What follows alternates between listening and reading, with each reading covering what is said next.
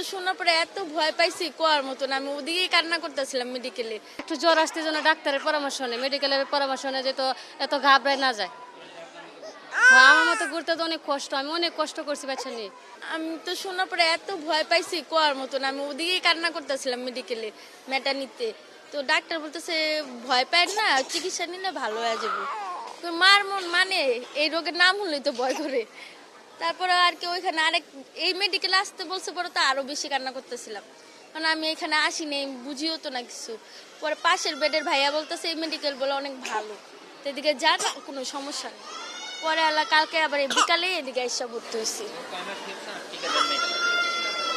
টিকা মানে ওই যে মোবাইলে একটা দিছে না, মানে কার্ড বাইও করতে পারি না, টিকা দিতেও পারি না, কিভাবে কি করতে হবে না করতে জানতাম, মানে অতটা গুরুত্ব করিনি যে দিতেই হইব বা এরকম কিছু হইব, তাহলে তো দিতামই।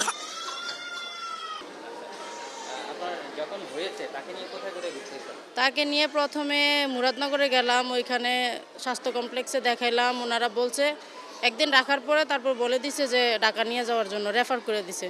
ঢাকাতে আসলাম, শিশুতে দেখাইলাম, ওইখানে হচ্ছে কেবিন নেই। তারপরে আরেকটা মাতুয়াইল আরেকটা হসপিটালে দেখেছি, ওইখানে কেবিন নেই। তারপর হচ্ছে এই হসপিটালে আসলাম, এটাতে এসে মাসাল্লাহ 5 দিন হয়ে গেছে আমরা আসছি। মাসাল্লাহ এখন ভালো আছে আমার শিশু। আমি টোটাল 3টা হসপিটাল ঘুরতে হয়েছে, এটাতে এসে কেবিন পেয়েছি। প্রথমত ডাক্তাররা যদি স্পেসিফিক বলে দিত আপনাকে যে অমুক হাসপাতালে যান, সেক্ষেত্রে আপনাদের দিতে সুবিধা হতো নাকি?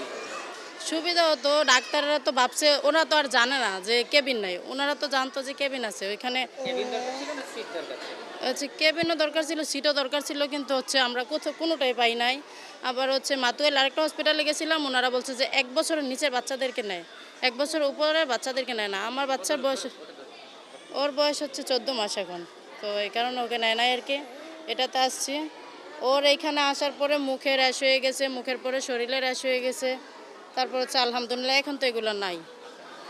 আপনাকে একটা কথা বলি, আপনি এই ট্রিটমেন্টটা যদি মুরাদনগর পেতেন কেমন হতো রোগী হিসেবে আপনার?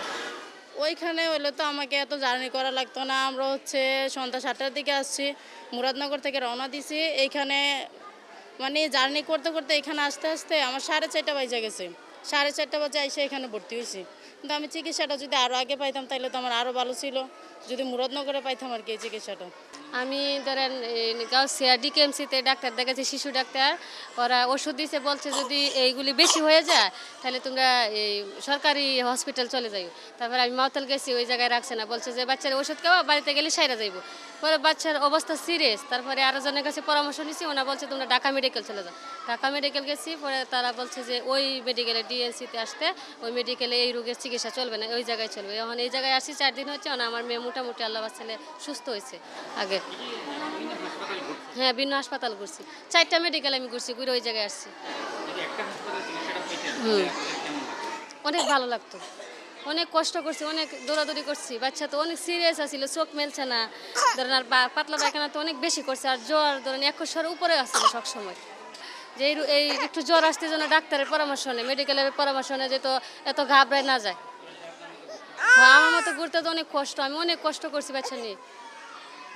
আমার মতো কষ্ট যেন আর কেউ না করে, আমি এটাই চাই।